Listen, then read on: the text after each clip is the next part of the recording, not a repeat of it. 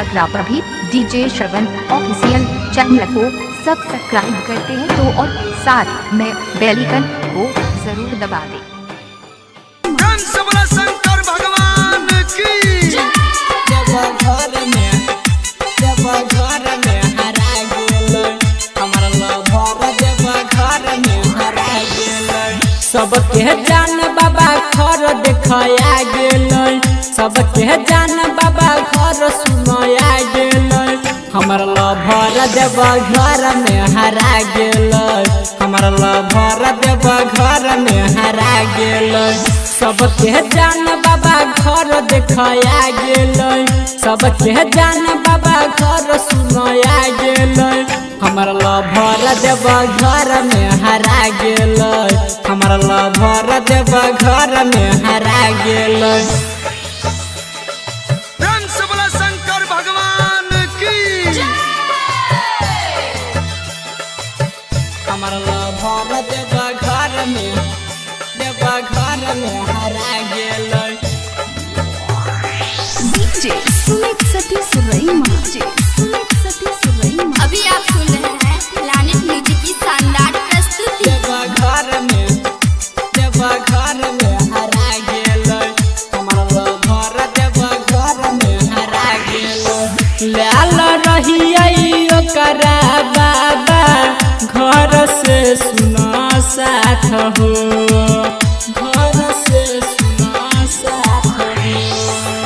लाल रहिए ओकरा बाबा घर से सुना साथ हो इधर कमा धुका में छूट गेल सुना बाबा ओकर हाथ हो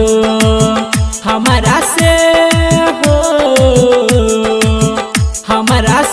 कोना गलती करा गेल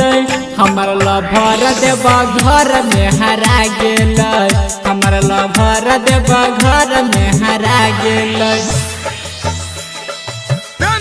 शंकर भगवान की हमारा लभर देव घर में हरा गेल डीजे सुमित सतीश रईमा अभी आप सुन रहे हैं प्लैनेट म्यूजिक की शानदार प्रस्तुति। जब घर में हरा गेल हमारा लभर जब घर में हरा गेल लाल रंग के कपड़ा पहिन के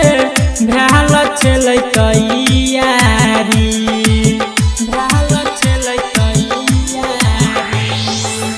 लाल रंग के कपड़ा पहिन के